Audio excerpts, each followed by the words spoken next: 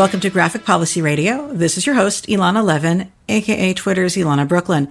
And this is a comics podcast. This is a comics podcast in which we will be acknowledging an upcoming movie. And this is a comics podcast for the kind of people who think it's great that Salma Hayek will be playing a formerly male character from the comics, but also kind of wish her costume included that classic Jack Kirby hat. That's right. We're talking about the Eternals. So my inspiration for doing this episode goes back to the casting announcements of the Eternals movie way back. I don't even know what year it was.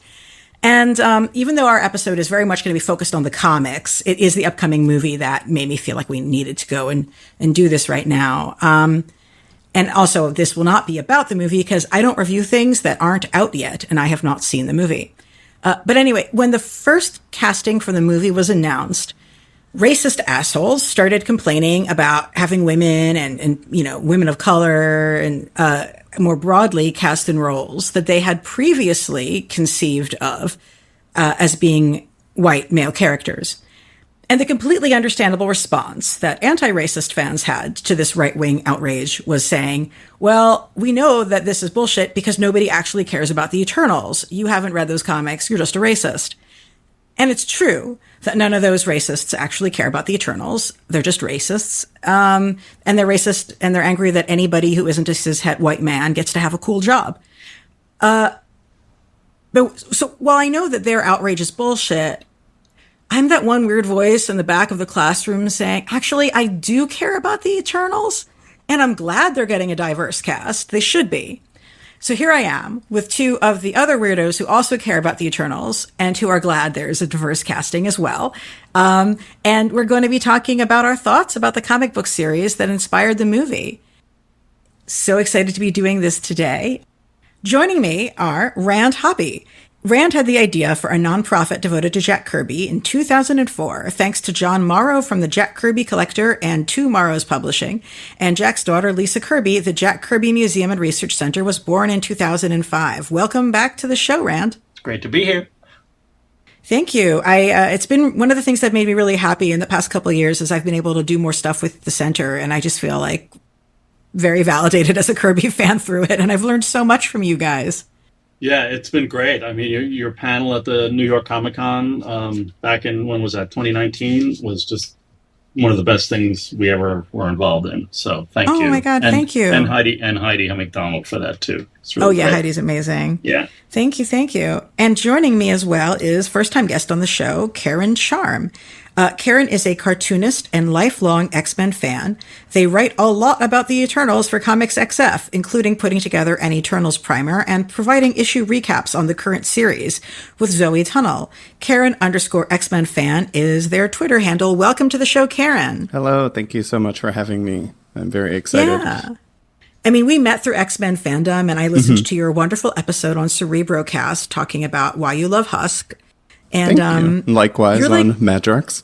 Oh, thank you. And you're like the number one Eternal. Like you're like I know your Twitter handle is Karen X-Men fan, but it kind of feels like it could be Karen Eternals fan. So it's just I'm just continuously more and more excited, and as the movie gets closer, there's just more and more to be hyped about. So I just keep hitting that drum, especially since as you alluded to, like, people didn't care. So it's kind of like, it's like, I'm glad you're excited, but I don't care about the Eternals. So it's like, well, I'm going to be that much more excited.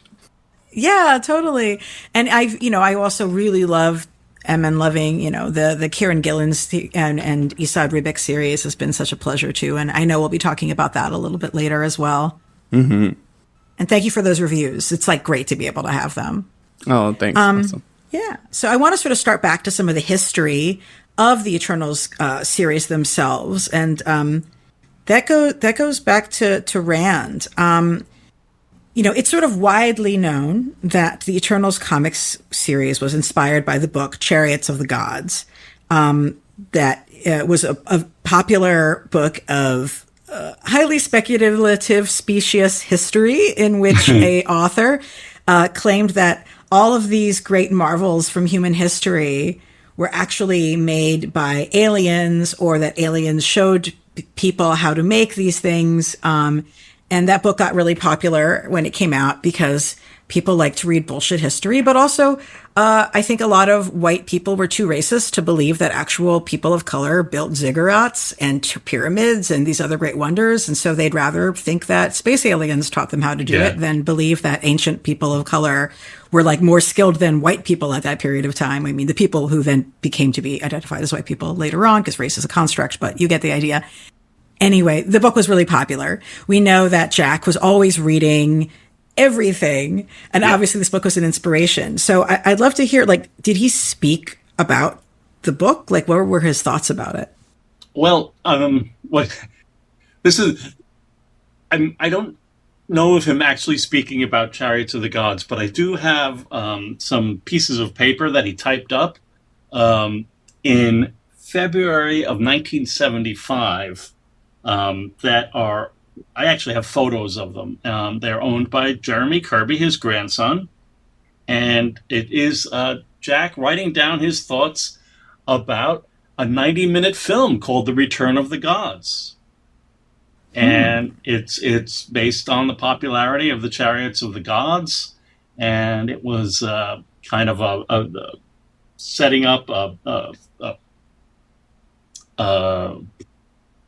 pilot and setting up for a TV series about what would happen if the gods came and how humans would react. It's it's a 4-pager, and he actually did the poor man's copyright and typed it up, signed and dated every page, and mailed it to himself. Wow. Yeah. So for the record, folks can always do that by sending it to the Writers Guild and registering the script or copy with them. Right. And it's actually quite cheap and helps you with your copyright case. Yeah. So anyway, that was really something to come across when we were Tom Kraft, who I work with at the museum. We visited Jeremy, kind enough to welcome us into his home. We brought our scanners and scanned and photographed as much of his collection as we could, which is very kind. And I was really surprised to find this. It wasn't, we know that there was art, that the artwork for Eternals #1, and maybe even more than #1, actually does say The Return of the Gods at the top of it. So Jack was working on the comic under that title for a few issues at least. But it was really something to find this that it seemed to have started with Jack wanting to make a TV movie. Oh, that's wild. I had not heard that. It's wild. Yeah, it was really a big surprise. And you can kind of see, I don't know, I should talk with Jeremy before, offering the contents of the 4 pages. I haven't done that to the public. But you can kind of see the ideas for the episodes in the series. But there's no real mention of these distinct comic book characters like Thena or Crow or any these characters are not mentioned. It's more just like, we're being judged. What are we gonna do? Almost like I don't know. It was like Twilight Zone episodes that have a theme of that this spaceship is up there with these unseen creators. It's Judgment Day, and how various people react to it. It's very, very interesting. So yeah. Oh wow. Sorry, that was kind of my I didn't answer your question. No, but I had no idea about those documents. That's really amazing. It's really strange and exciting. Yeah. The one thing that I had seen the closest I'd seen to Kirby talking about the inspiration behind this was in one of the introductory essays to the Neil Gaiman / John Romita Jr. book. There's a Mark Evanier foreword in which he talks about Jack working on this. And I was pleased to say that Mark at least says that Jack did not believe that the stories were true, like that he did not believe Chariot of the Gods. He just was like, this is good material for fiction, which correct. Yeah. And I'm very glad to hear that because, like I said, I think the core thesis of it is awful, but these are really interesting stories, and he did interesting things with them that are not like what I was worried this story could do. Do you know what I mean? Yeah. No, absolutely. Yeah. It's he certainly would see the value in this kind of a thing as a way to tell the kind of stories that he wanted to tell. So we know one of the origins of this series also is that, Jack, this is sort of some background, for I guess I should say, for those who don't know anything about the Eternals, the core concept is that throughout all human history, there have been these beings with powers who have lived on Earth in hiding, and those powers, superior to those that humans can do. And there also have been a different race called the Deviants, who have less predictable abilities and are more monstrous in how they're drawn, and often have menaced humankind. And throughout it all, there have been these giant, speechless, godlike, unfathomable beings called the Celestials. And in the original series, one of the Celestials, it becomes clear that the Celestials are back, and the Eternals suddenly reveal themselves to the world. And it's a story about like what will reveal themselves to the modern world, and the story is sort of about what will happen next. And it's revealed that the Eternals have names that are quite similar to various deities from different world mythologies. So instead of Mercury, you have Makari. Instead of Athena, you have Thena, and so on. That's sort of the core premise. And so it has this connect, and the role of the giant space gods is to judge Earth up or down, and either destroy it or usher in a golden age. There's an ongoing experiment. Does that feel like a fair summary of the book to you guys? Yeah, I think generally, I guess I would just add also that the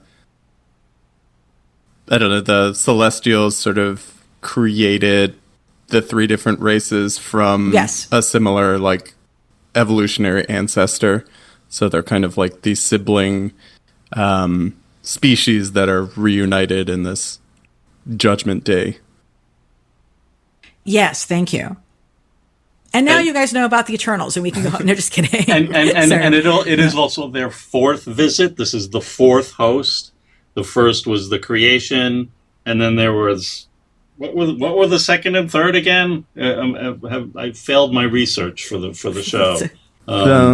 The second was they came back, and the Deviants had basically enslaved the human race and were ruling, and that was kind of like the Noah's Ark time period where they caused great destruction and submerged the Deviants. And then I think the third, I don't think Kirby like described that one, but I could be mistaken.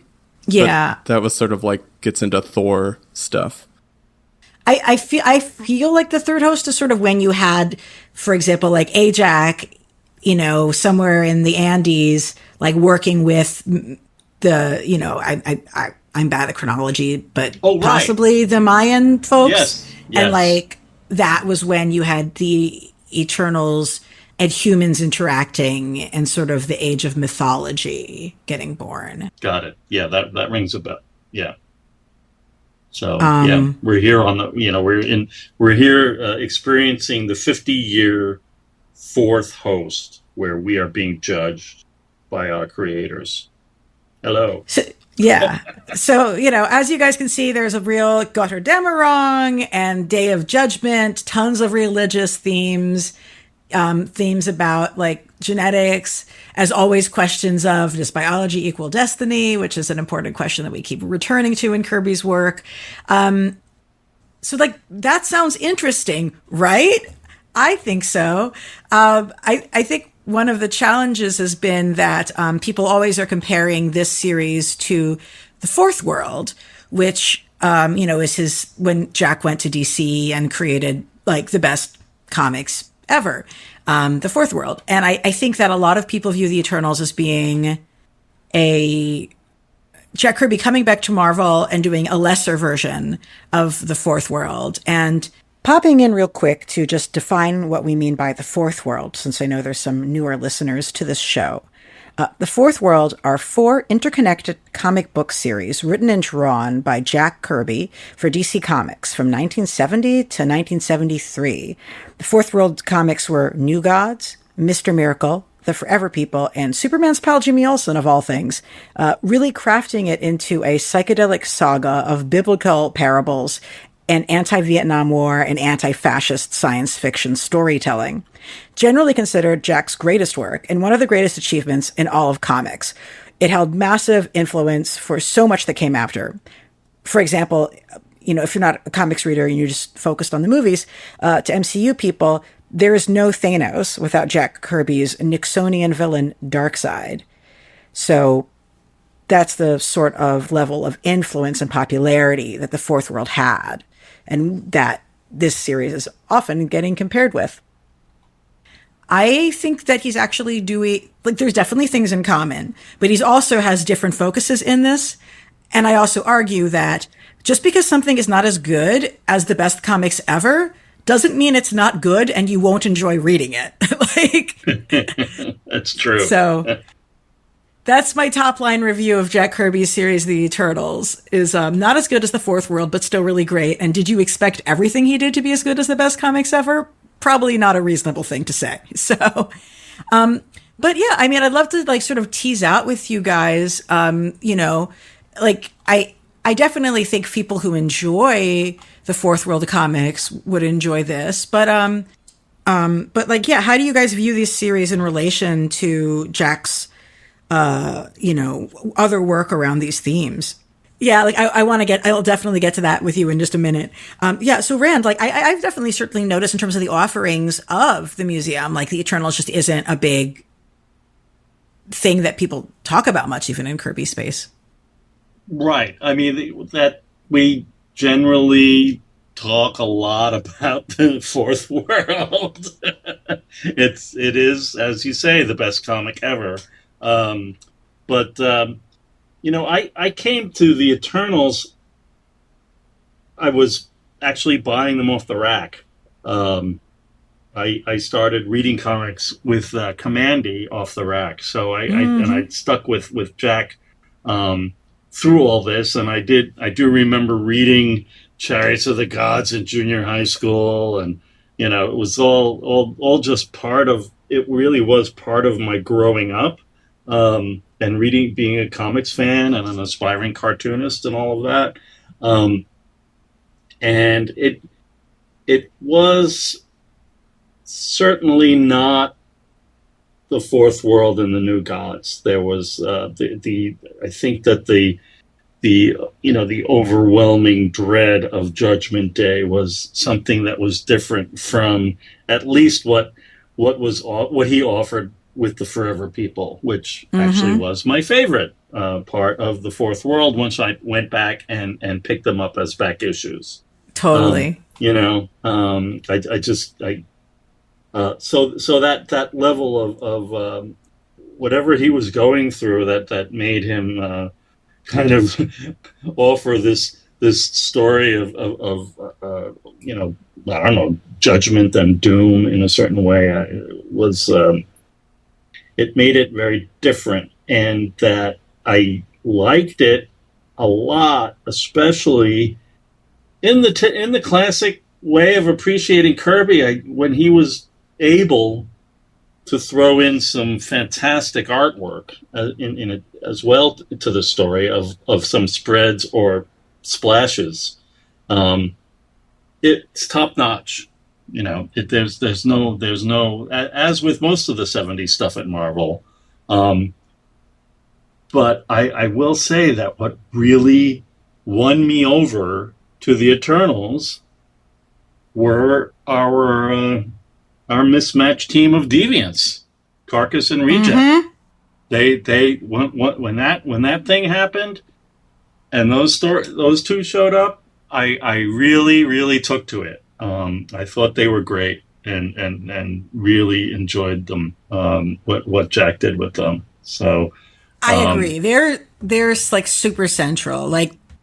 Having, I think the core premise of the story where you're wait, so you're saying there's a whole race that's evil and a whole race that's good? Like, that is very distasteful to people who don't like racist things. And what I love is, like, Jack sets up this story in which you have, you know, the narrator, like, you're hearing about this all from the perspective of Ajak, who is he's one of the Eternals, and he tells you, like, we're good and they're bad and that's the way things are. And then, like, Kirby immediately subverts this, and he does. Yeah. You know, like, you meet Crow, who's one of the most entertaining characters in the book, and he's just so charming. And then you have this story, the one that ran, and I think might be a good time for us to actually talk a little bit more, like, about this particular one. Your story where you have these two deviants who are really compelling and trapped in an oppressive society, that sort of is like, actually, no, they're not all bad. They're in a bad situation, and some of them are trying to have a better life. Talk to me about.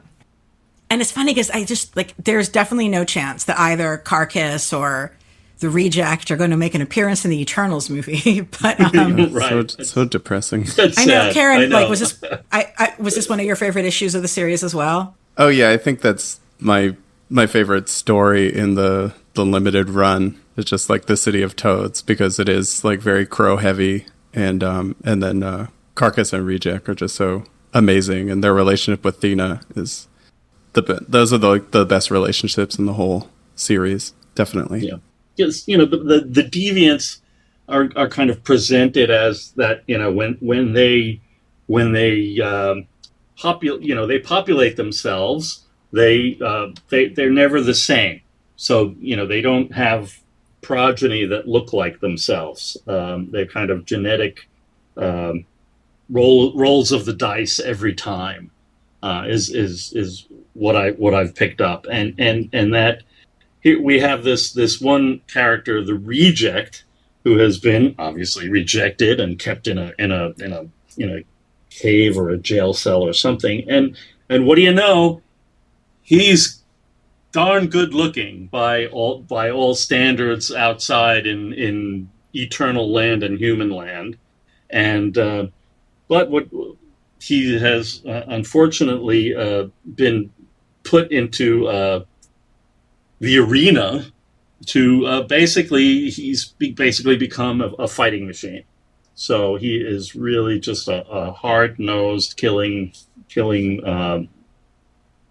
monster. But, you know, with those dashing good looks, and when we meet them both, the Carcass is this huge red, I don't know, practically dinosaur scaled, really out of proportion, with talons and claws, thrown into the arena with the Reject, and almost beaten to death, I believe, until that Xena steps in. Yeah, Xena steps in. I think the Carcass actually is gonna kill the Reject, actually, but, you know, she basically puts a stop to the whole thing, and then we discover that Carcass, this huge monster, pretty much is a very sensitive soul, as, you know, the soul of a poet.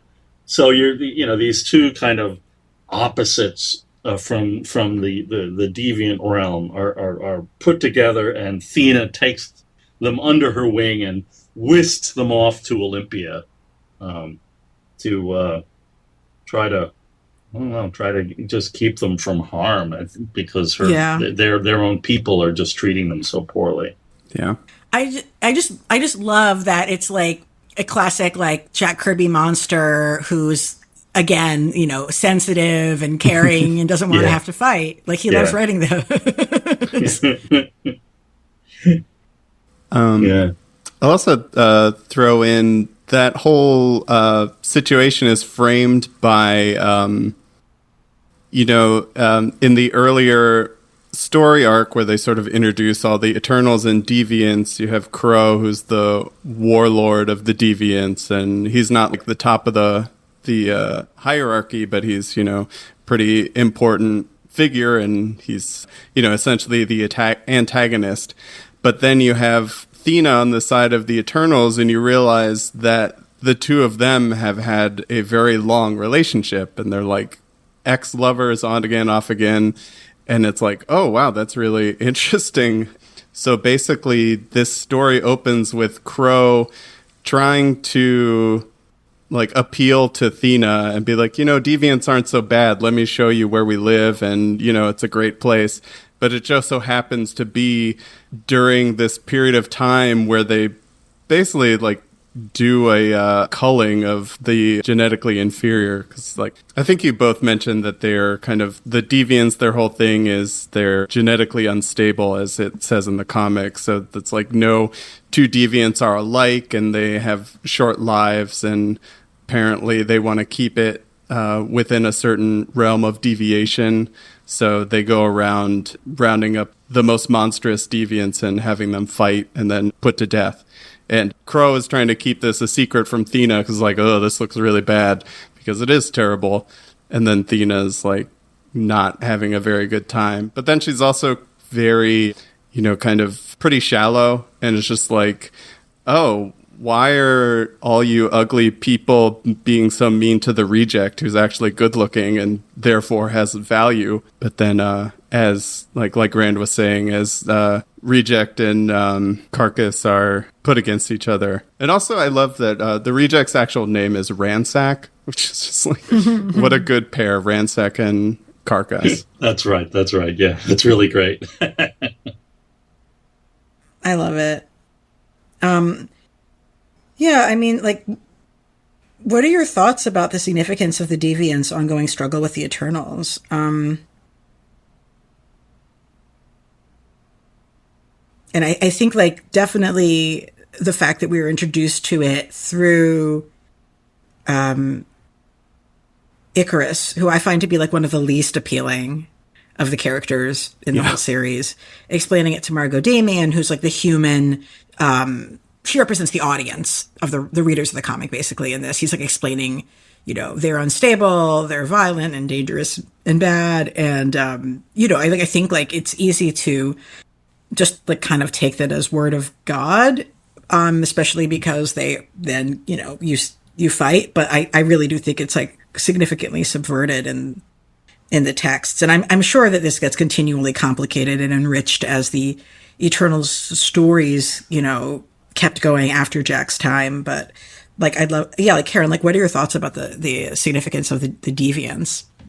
I think it's really interesting in terms of the relationship with the Celestials, because as we talked about, the second host, when the Celestials came back, they basically punished the Deviants. And when the Eternal series begins, the Deviants are trying to basically stop the Celestials from coming back because they fear another retribution. And it seems like, besides just general prejudice, a lot of the antagonism between them is the Deviants kind of want to get revenge, or at least be left alone, and the Eternals are kind of the hall monitors. It's they're trying to you have to behave or else the Celestials are going to spank us. And the Deviants are basically saying it's if we break their hands off, they can't spank us anymore.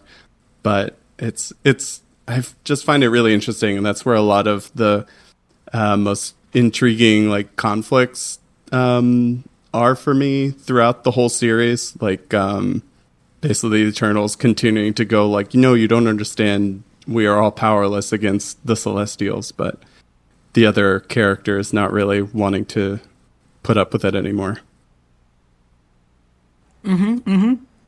Karen, as the Eternals were your gateway into Kirby, etc., how did you get into the Eternals in the first place?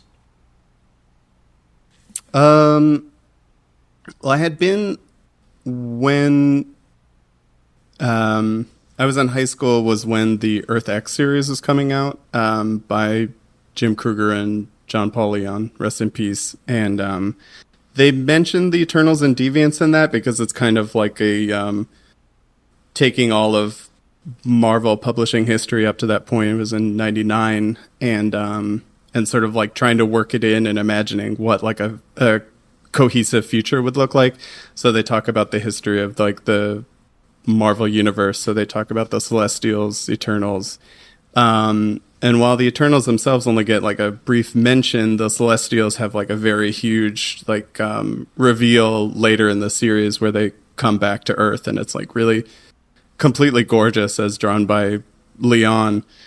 So I always kind of like knew about them there, and I remember checking out the Gay Men series when it started to come out, but I didn't really stick with it. And then it wasn't really until they announced the Eternals movie that I was like, oh, okay, that's interesting. And then there had been rumors that that was what Jonathan Hickman was going to reinvent. So I was like, well, I want to get out ahead of this.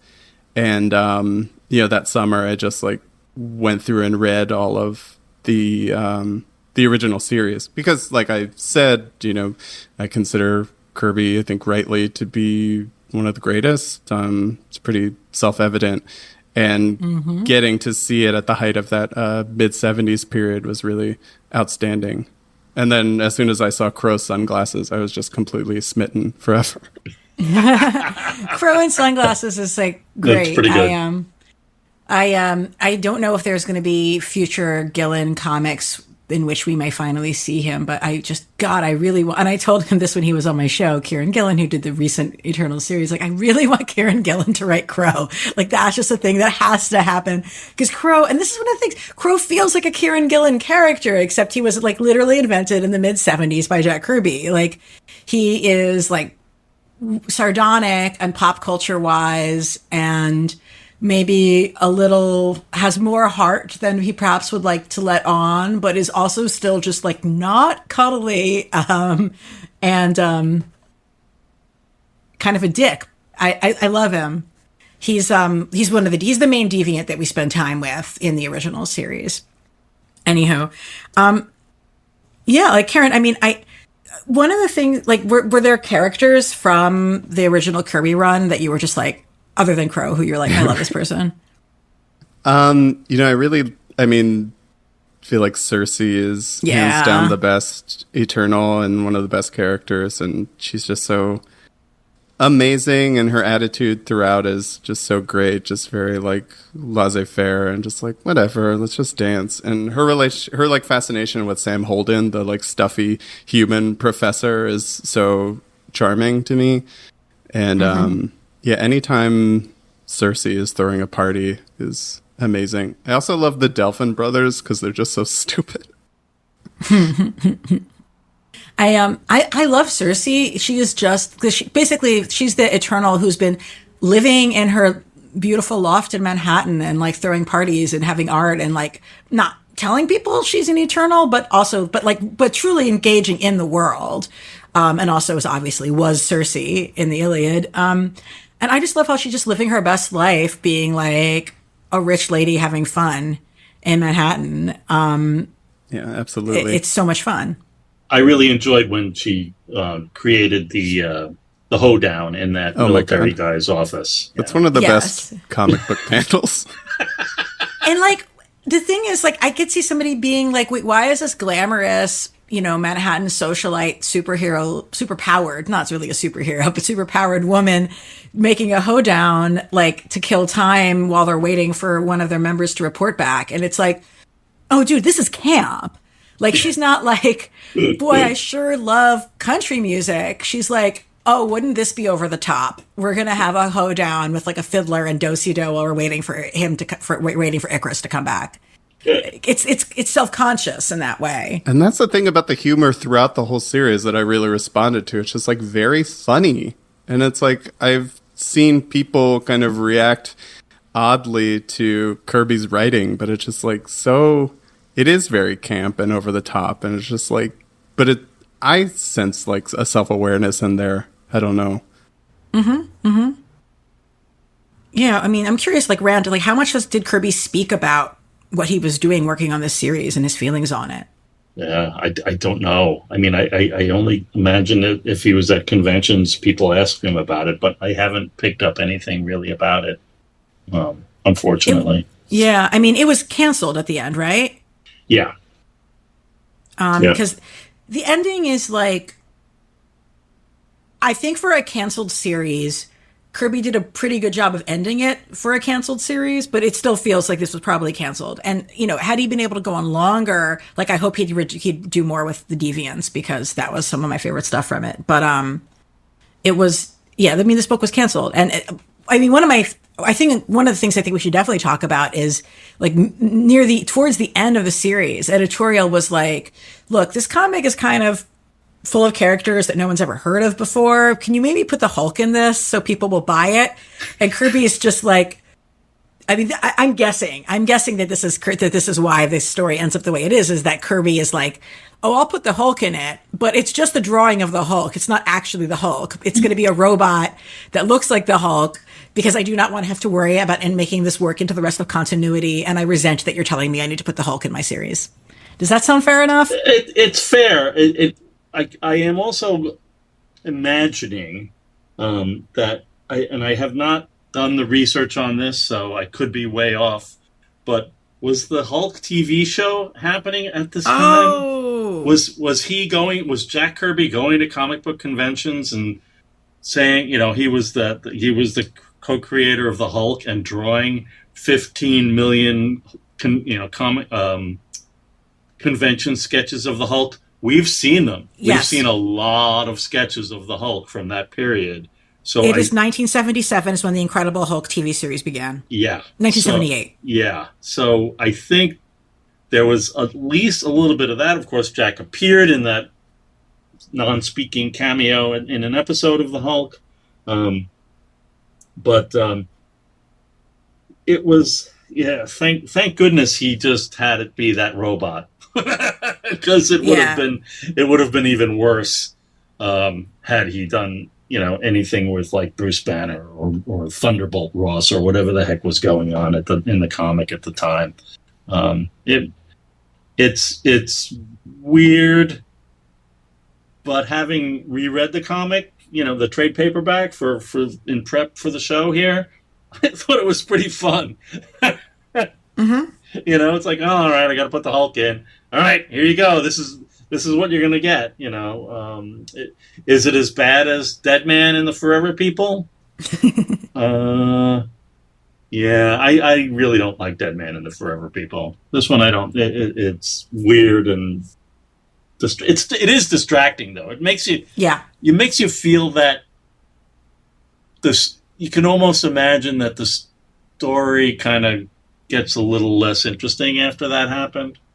I don't know. Probably because Kirby was like, okay, if they're going to make me put Hulk in this, like, why am I going to bother trying to work my ass off to tell my story? Because they're already fucking with it, is what I guess. And I'm just going to ring a bell that I very often ring with Jack, starting with Commandy and anytime he's done comics since then, is that when the page count shrunk and the production quality shrunk, oh my gosh! You know, it's like if only you look at some of those those fourth world comics, and it's like he's telling 26-page stories, and there are spreads and splashes everywhere, and it's just great Kirby stuff. And then he's got to squeeze a story about the Eternals meeting the Hulk in 17 pages. It's a bummer. It's just a bummer, and possibly printed on toilet paper. So you know, it's not great, not great. Karen, what do you think about it? I think I like it in the context of some of the other in jokes. Like earlier, like at one point, like Cersei turns some nerd into the Thing for like a panel or two, and then there's like shield agents in the one issue. But I think that problem is it just like drags on. Like that story with the cosmic Hulk statue is like 3 to 4 issues long. Yeah. This is like right before it gets canceled, and just like so he has like 2 issues after that to like quickly wrap it up. So yeah, but I think like Rand, it's like I generally kind of skip over that whenever I reread, but looking over it again, it's like, I mean, it's like not bad. It's still fun and interesting, and it leads into some good like Cersei action, and like Zurus gets in on it. So, you know, what's interesting though is we know that Kirby had originally wanted the Fourth World stuff to take place at Marvel within the world of Thor. Basically, he wanted to have, you know, the old gods die and new gods come and have this whole conflict, you know, that's rooted in Norse mythology take place in Marvel. And Marvel was like, you can't kill Thor. And Jack, and also we're not going to pay you. And Jack's like, bye, I'm going to go do this brand new thing with brand new characters in DC. And then he gets those canceled, comes back to Marvel. And I mean, Jack didn't do it. And I mean, Jack could not get away with killing Thor, but it's interesting to me that here is Jack back at Marvel and he's choosing, like, it would have made sense for Thor to be involved in this story, right? But he chose not to. Thoughts about that? That's pretty interesting because after the series is canceled, basically the next place you see the Eternals is Thor, like Roy Thomas, like, all right, we're going to do this. And doesn't that, it leads into like the young gods or whatever they're called. So it's kind of interesting that that's how it all shook out after they chased Jack off again. Well, because surely, you know, you can't have Jack writing that, but if Roy Thomas writes it, you know it'll be a hit. I am rolling my eyes. I have a goofy thing that I've imagined about the Marvel thing with Jack and Thor, and I don't mind sharing my goofy stuff. Please. I can just see, so you know, they Marvel publishes Thor. Jack pitches Thor. Marvel publishes it. He's on it for a few issues, and then he's gone. And there's a few issues where they're not very good. It's other writers, other artists, and you know, it's pretty mundane. But then Jack comes back, and he comes back at the same time as Tales of Asgard. So there was a change, you know, in the mindset of the editor and Jack, where it's like, you know what, Jack wanted to do this, and he was going to do the Asgard stuff too. So come on back. And I don't know what he was doing at the time, but he came back to Thor, and he brought Tales of Asgard with him, and he does that for a while. The thing is that he's in a comic book called Journey into Mystery, and I could just imagine Jack, and you know, I don't know, I didn't know Jack or anything, but I could just imagine him saying, well, I've got this series in a comic called Journey into Mystery. Why the hell can't I kill Thor and have it become Ragnarok and blah, blah, blah. And then going to Stan or the editor, and perhaps there were some stories about Ragnarok. I don't remember when they were. And then it's like, no, sorry, we've changed the name of the comic book. Now it's Thor. It's like, oh, okay.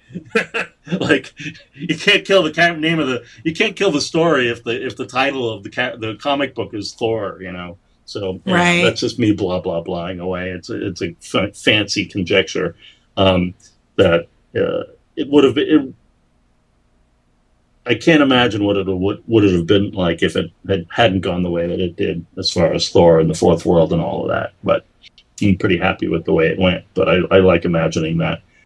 But one of my things though is, like, you can look visually, like Thor clearly, like Thor could be like Icarus's, you know, brother, right? Like they have the long blonde hair, the sort of dour looking face, although I find Thor a lot more fun than Icarus. I don't really like him, but I think his costume is pretty cool. You know, like, so Kirby is deciding, rather than using Thor in the Eternals, he's going to make this new character, Icarus. And I can't help but wondering, like, in this entire series, Kirby is just making new characters. Like, is he thinking about that because he doesn't want to play with the toys that other people have been messing with since then? Or is there an intellectual property reason? He's like, all new cast. They can't have the name of the actual of the characters from mythology, because then, you know, they can't be specific to me. I'm going to give them names that sound like them but aren't. Like, is there like a financial and creative control reason for any of this thing? Probably just the creative control of it. Like, he when he came back to Marvel, boy, it was like he was making he was making Kirby comics. He was not making Marvel comics, and we're the more richer for it. Even with Devil Dinosaur, it's just the best. They are all so good. And really, I mean, Black Panther and Devil Dinosaur. My gosh, it's also, yeah. I have to reevaluate the Machine Man comics. I haven't read them in a long time. I was just going to start reading those myself, and also, I mean, obviously, I love the return to Cap. Like that's sure. Oh my god, yeah, of course. Like, yep. It's so freaking good. Yeah, I just was sort of like, it's interesting, the decision that these are not going to actually have exactly the same name as the mythological characters they're derived from. And it's also, he also is building an interesting pantheon with them. Like, like the major focus, like Athena, is one of the major gods, but like Icarus is such a minor player in Greek mythology. And you have like Circe is a sorceress. She's not even a god. So he's sort of assembling from here and there some interesting choices of which mythologies and characters to draw on. Although my favorite minor character from Kirby from this run that I'm so excited that there's a lot that Kieran kind of picked him up and is running with him. And I think the movie might actually be doing stuff I like with him, in fact, as well. What we shall see is, there's early in the series when Margot goes with Icarus to meet with the Eternals for them to form the Unimind, and it's all like very mind-blowing, and she sees all these Eternals. She sees like one guy walking by, and she's like, isn't that Japanese actor who always plays samurais? And there's like, and Icarus is like, yeah, that's him. And like, they never say like that it's Toshiro Mifune, but it's obviously Toshiro Mifune, which means in the Marvel universe, Toshiro Mifune is a undying, superpowered being who's been on Earth since, for millennium, and also makes Hollywood movies, and also was an actual samurai. That's amazing. It really is amazing. It's wonderful. Yeah.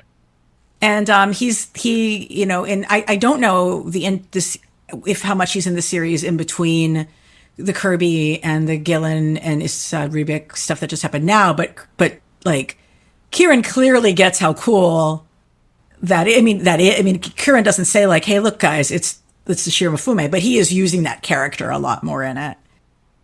Yeah, it's been pretty great. I feel like Kingo has only really been a pretty significant character in the 1985 miniseries by Gillis and then later Simonson. I think there are a couple like one-offs throughout the 90s and 2000s that he may have shown up in, but it's pretty much just that one.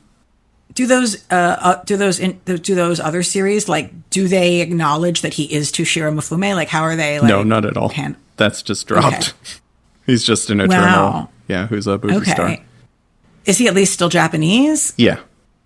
Okay, that's good. That's interesting. But then at least they do remember, like, I mean, I think it's interesting. Like, one of these Eternals that's been hiding among you all this time is a movie star, which, like, makes sense. They can do cool things. They're not going to age, And we see that's the character that's one of the characters who's going to be in the new movie. And in this one, they're having him be a Bollywood star, but it's the idea that, like, one of the gods has been very much hiding in plain sight as a movie star this whole time, which I think is a lot of fun. But also, I would like to co-sign that, like, clearly, if you were going to have a person be one of the Eternals, I think Toshiro Mifune makes perfect sense. So, and I hope the estate doesn't sue anyone. Right. And, like Jack Kirby, always was reading and watching and incorporating pop culture into his work. And, definitely that he was an actor whose profile in America was on the rise finally in the States at that time. So it makes sense that Kirby would have been hip to it. I guess I would say also, speaking of like international influences on Kirby's art in this, the story really kicks off in the Andes. I don't know if they actually say which country in the comics, but in the Andes Mountains. And I think one of the things that makes Ajax memorable from the comics is he's got this amazing, like, Aztec-style headdress that he's wearing. And you see in the art throughout the book, but especially the stuff that takes place in the ziggurat where the story kicks off, like, there's tons of Mesoamerican visual influences in Kirby's drawings on this. Did Kirby, like, is there any preliminary art you folks see? Like, do you see any cut and pastes out of National Geographic, or, like, I would be dying to know if there was a new exhibit at the Natural History Museum that would happen to be out while he was working on this or something. I don't know. Yeah, that's the kind of thing that would be really great to learn. We know that he had books, and we actually have a few of his books in our collection, but nothing that really relates to the South American ancient South American cultures, unfortunately. We haven't seen anything really in that. But who knows? I mean, stuff pops up all the time. So, we might find a new cache of wonders, maybe as a result of the movie coming out and that high profile. True. That is true. Yeah. But certainly having a Latina actress cast as Ajax is, like, such a good move, specifically because the character in the comics is, like, running around dressed in an Aztec influenced outfit. So yeah, that is some fantastic headgear that Ajax has. So that's should we talk a little more about headgear and helmets? Yes, that was the first listener questioner we got, was from a listener asking, what is the best Jack Kirby hat in the series? Do we all agree it's Ajax? It's hard to argue. It's got to be Ajax. Ajax has the best Jack Kirby hat. I do, and so thank you for asking, Austin Wilden. I do think that Selma Hayek's headdress in the movie looks really cool, but it's still not a Jack Kirby hat. Like, that's just, it needs another, like, foot in front of her. That's right. Exactly. Doesn't have a tripping hazard, so I don't know. But I really was like, I'm 100% into this casting. It was interesting, though, like, Selma describing the character as being the mother of the Eternals and a healer, and that's very different than Ajax's characterization in the comics, but, like, where Ajax is, like, sort of like a diplomat and also a huge, massive nerd. But I also, like, don't care. Like, I'm not, like, I feel like radically changing Cersei's personality would be a loss, but I don't really think it's, like, a huge loss to radically change Ajax's personality, even though I do enjoy Ajax in the comics. Anyone? Yeah, I agree with what you're saying about Cersei. That's kind of the one thing that I'm still nervous about, but, the die has been cast. But yeah, I think keeping it's a huge cast already, and there are so many more great characters. I think it just makes sense, like, seem just like smash Zeres and Ajax together and make one character. That's fine. Cast a woman as great as Salma Hayek. That's amazing. Very in favor of that. Yeah. And I love that it's much more global, because the Eternals come from everywhere. Like, it doesn't make sense. Like, it just literally doesn't make sense for them to all be white people. Really, especially in the comics, we know some of them are not, for one. Yeah. And for two, it makes no sense for them to all be played by white people at all. Can I just briefly mention some of the Kirby things that's happened recently and is gonna happen recently, which is we were at New York Comic Con, and we had some folks show up with their celestial helmets. Yes, that was just really, really great. Like, photo opportunities at our booth with these guys, and to follow through on that, we are going to have a pop up in the middle of November, starting on Veterans Day. And we are going to feature the Eternals, and we are talking with the helmet folks to bring the helmets to our pop-up as kind of another photo op kind of thing. So that would be so cool. Those costumes were amazing. They really were. So just speaking about headgear, I had to get that in there. Well, I'll definitely be at the pop-up. I always am, even though I don't go to anything right now. I will put on my strongest mask and hang out. But there was something Kieran Gillen, who's writing the current Eternals series, said when he was on my podcast before, which was he feels like the Celestials are kind of, if like the Eternals comics in general are the Supremes, the Celestials are Diana Ross in the sense that they got bigger than their original group. Because it's true, like you see the and Kieran actually used the Celestials, in his own like X-Men-y stuff. But like the Celestials are the piece of the Eternals that have appeared the most outside of the original Kirby comics, because the visual design of them is just so stunning and compelling. You've already seen one of them in the MCU, and right. Everybody wants to see these giant, amazing helmets. They are amazing character design.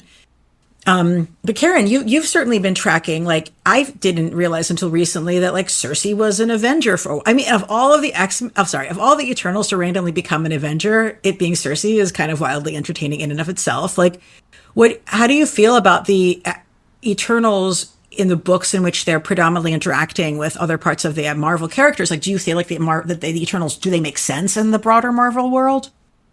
I think so. I think that, Kieran in the current series has made it make the most sense ever. Like, I fully buy into his thesis that the Eternals are like the angels of the Marvel universe, essentially, and I've just loved how that's been playing out. It's funny because one thing I didn't mention earlier, it's like, I kind of only knew about Cersei from like childhood as being an Avenger, because it was around the time when Bob Harris was writing it, and he gave her about as good a storyline as you could expect Bob Harris to give a female character. So it was really bad? Okay. Is what you're saying. It was basically like trying to redo Dark Phoenix and just totally torpedo Cersei forever. No! That's so fucked up on every single level. Yikes. Yeah. But thankfully she's back. But yeah. But her being on the Avengers is actually predates those. I think his tenure, it started off, that's period like around the late 80s is really interesting because it's a lot of Cersei just hitting on Captain America and making him very uncomfortable. So that I'm here That's for. entirely in character. Like, yes. That is like, yes. Exactly. That's. But I love yeah, it. then it gets into a lot of weird stuff with Black Knight, where she's like, you are my soulmate, and I'm going to make you my soulmate against your will. And it goes dark places that we can best forget. Eep. I hope so. Especially also because that dark Black Knight suck. It's just, I hate him. but also, yes, I don't like rapey storylines in that kind of context. It feels a bit cheap and not good. So yeah, Karen, what are some of the best Eternals series that you've read other than the current and the Kirby? I have a big fondness for the 85 series, which I mentioned before, largely because it is pretty Crow and Cersei heavy. Which one is that? It's called The Eternals. It came out in 1985. It was started by Peter B. Gillis with Sal Buscema on the art, and then Beautiful. in the last 3 issues, Walt Simonson takes over writing because I think the editors were not into Gillis's storylines. But it's pretty fascinating. It's more of a straightforward superhero comic than anything Kirby wrote, but it's got a good sense of humor.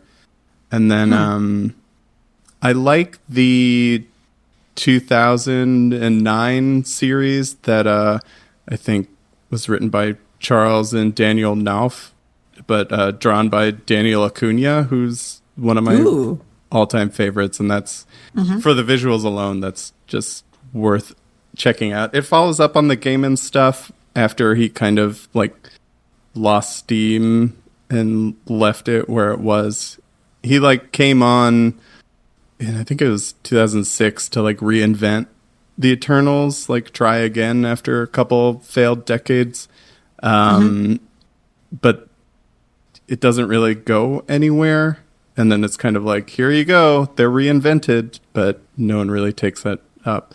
But I do like that 2009 series because it kind of makes Makari a more central character, and it has a lot to do with the Dreaming Celestial, which then Kieran picked up in the X-Men, like you talked about.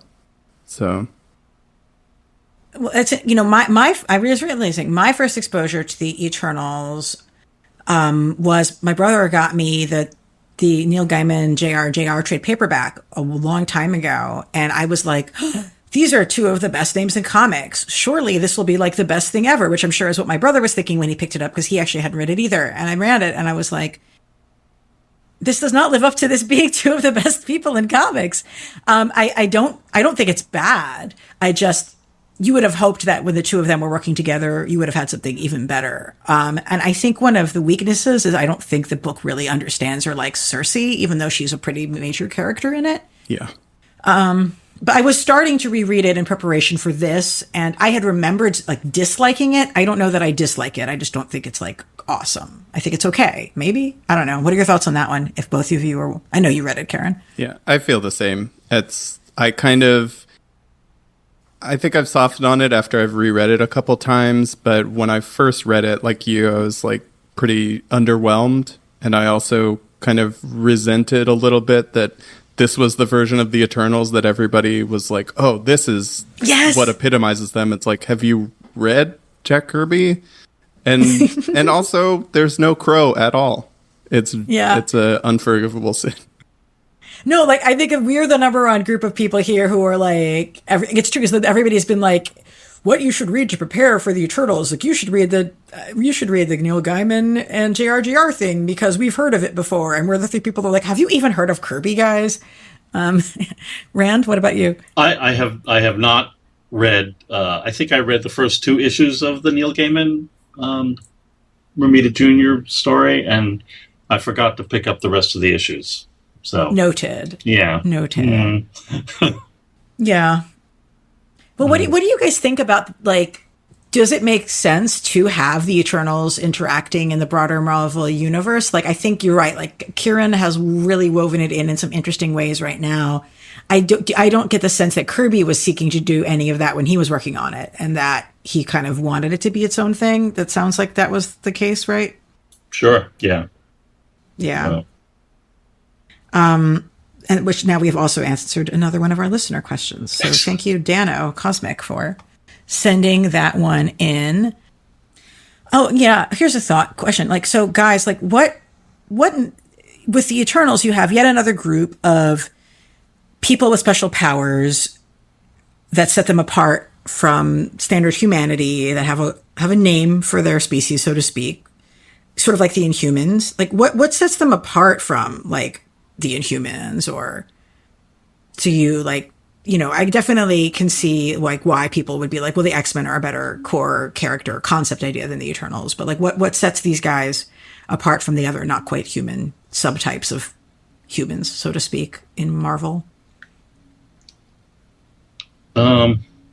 It's hard for me to talk about in the Marvel context. I like the way that Kirby set the 3 species up as siblings, and that the one that we know is us, but then there are these other 2 that get revealed, and we start being judged.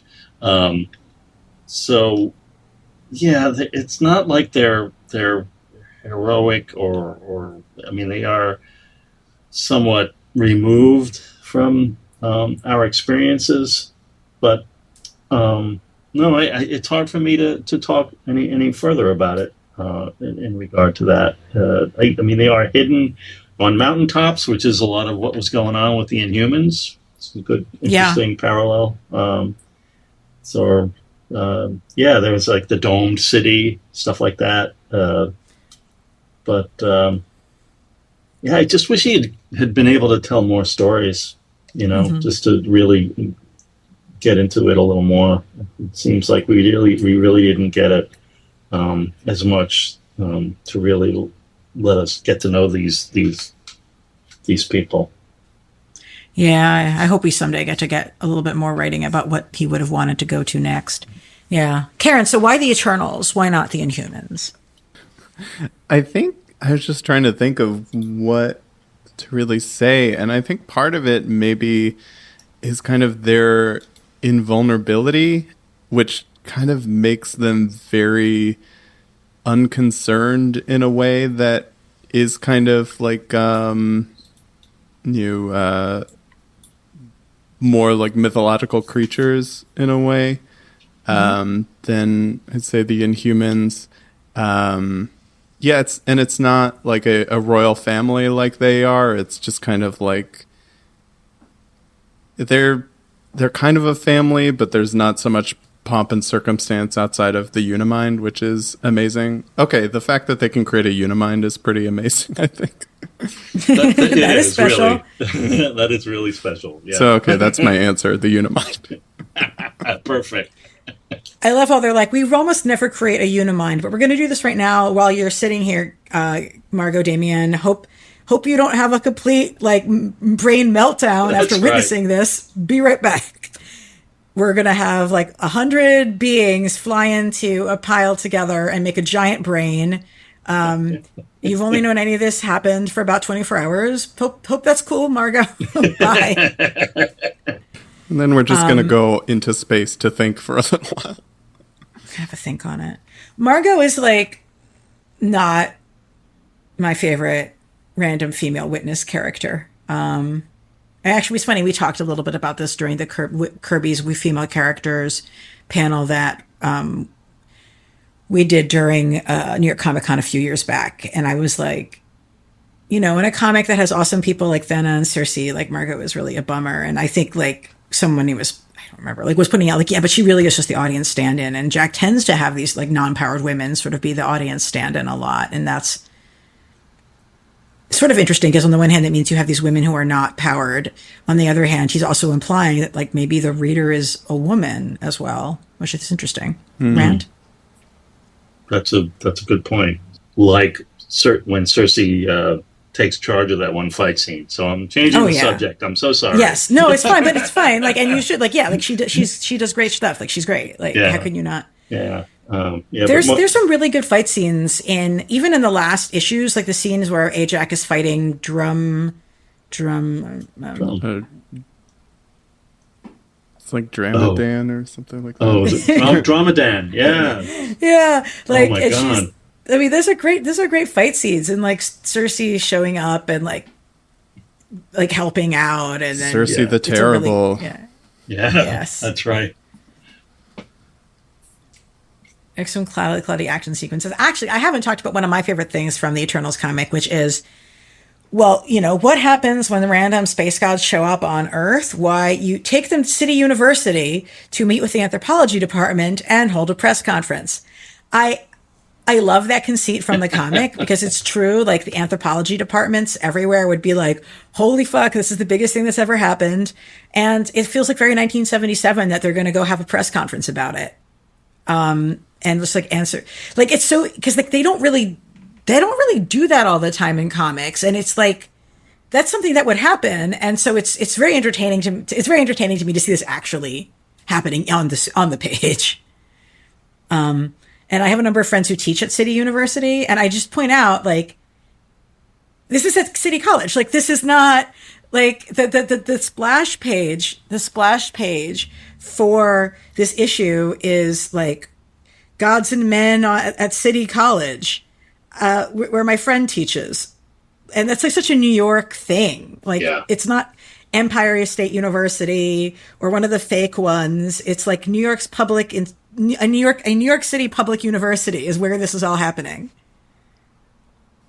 It is really one good. Yeah. You can go to in real life. Yeah.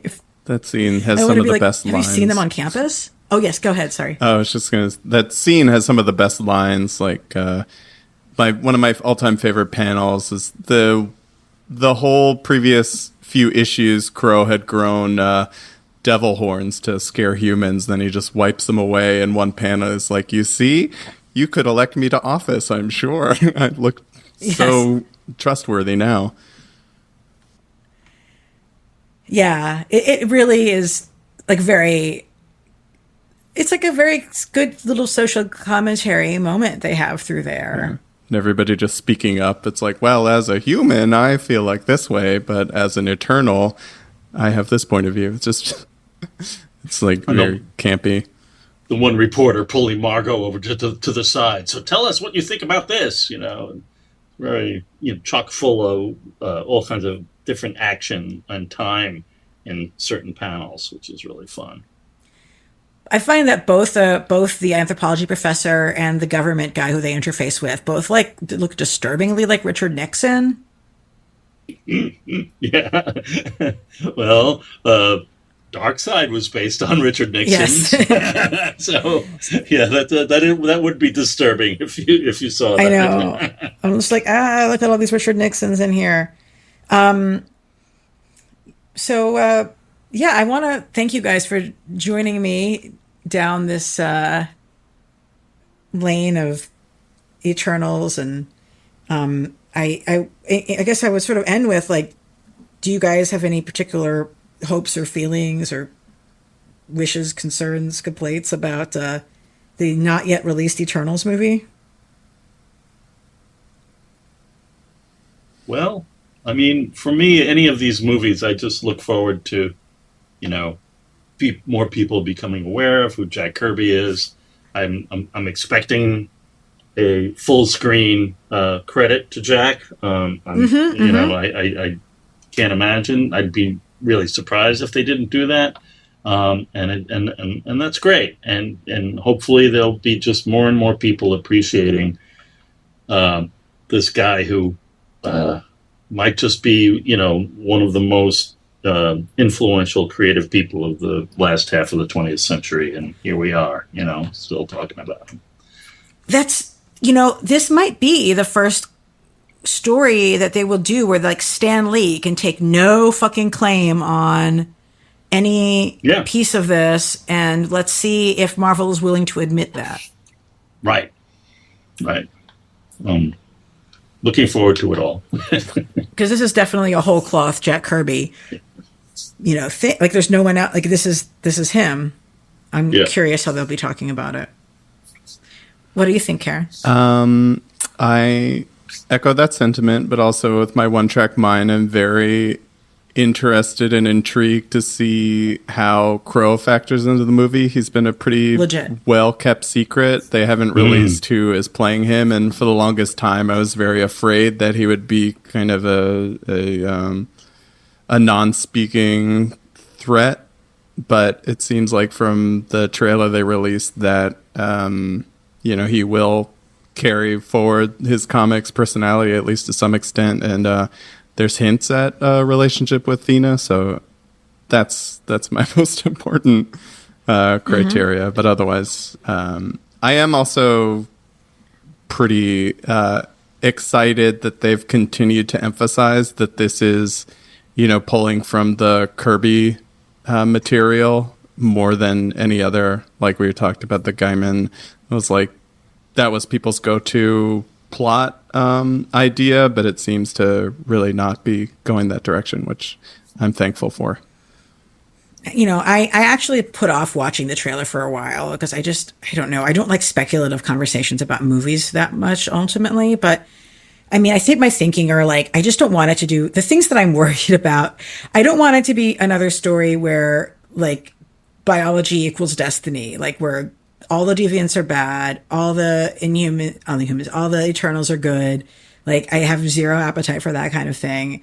And I also, even the trailer realizes that the number one thing everybody's going to ask is always going to sort of be well, yeah, how did you guys let atrocities happen this whole time? And I think to an extent, the fact that their explanation for why should put you off in an initial beginning way of not viewing the Eternals as being perfect and the Deviants as evil, because the answer the Eternals give for why have we allowed atrocities to happen is the Celestials instructed us not to. Yeah. Which is dude, you should not obey them. But they did. And that it could be how we know the Eternals are not like fucking perfect. Yeah. And also, I do think that if it carries on from the comics, it's like they kind of have good reason to obey the Celestials because they can destroy the planet if you step out of line. But yeah, how much do you believe that? I do very much love, I think it was in the first teaser, they were playing Skeeter Davis's The End of the World. I was like, this is perfect. Right. It definitely is for that. Yeah, so I think, you know, if it can steer away from some of the, and like I said, like, you know, the core conceit of Chariot of the Gods is like fucked up, right? Like it's people from, it's like white dudes saying we don't believe that the ancients who are not from Europe could possibly have done these amazing things. And right. I think there's a good chance that the movie doesn't fall into that trap. I'm a little nervous because it seems like they are making the Eternals like aliens who come to Earth to like help human civilization. It's like that's more Chariot of the Gods than Kirby's was. So I don't know. We'll see. But it like you were saying, you can't really speculate about these things, especially not from the trailer. And you know, it's only like 2 more weeks until it comes out. So that's true. So I'm going to try to hustle and get this up in time for folks. I want to thank you so much for joining me. Is there anything that either of you wanted to speak to that I have not had a chance to have you speak to yet? I guess, Karen, if you want to talk a little bit more about the series you guys are working on.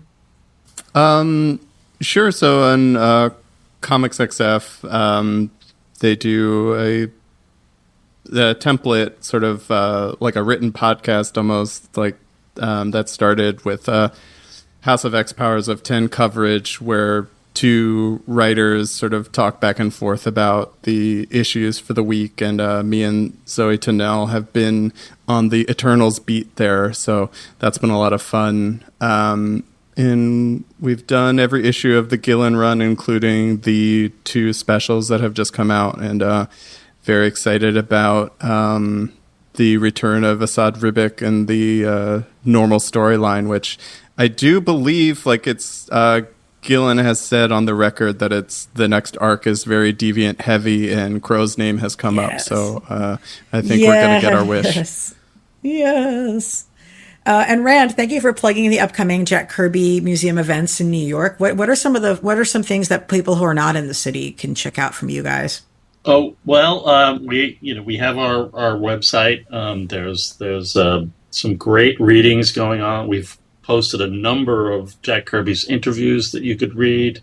We have our YouTube channel is chock full of recordings of live streams that we did during the pandemic, where we just tried to have as much fun as we possibly could and go. They were fun. We went through all of the Fourth World, OMAC.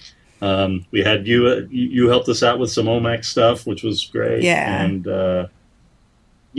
definitely check out our YouTube channel. We haven't done any YouTube in a while, but we will be doing some live streaming and podcasting and other kind of events at the pop-up that's coming up on the 11th at 23 Warren Street, New York. So there's definitely ways to keep in touch with what we're doing online. Great. And so folks should be following the museum on social media. What is the handle again? Yeah, we're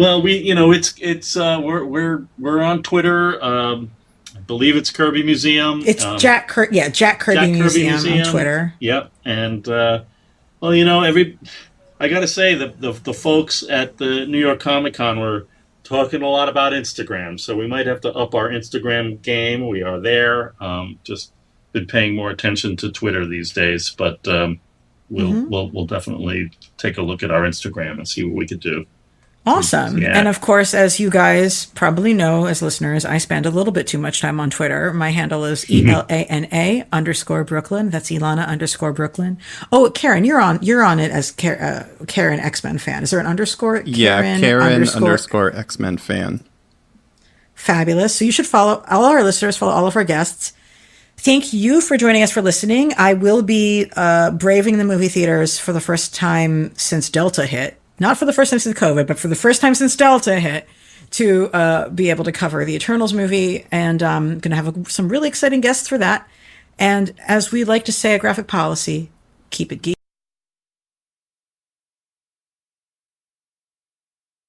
Hey, thanks for watching the previous video from Graphic Policy Television. Just by watching, you help support our site. Thank you so much. Now, if you're watching these videos, you probably care about geeky things like movies, television, comic books, toys, games, video games, you name it. You can go and subscribe right now to our YouTube channel to stay in touch and catch all the new videos, or check out our website at graphicpolicy.com. There's a nice link on this end of the video. But as always, thank you for watching. Keep on rocking and keep it geeky.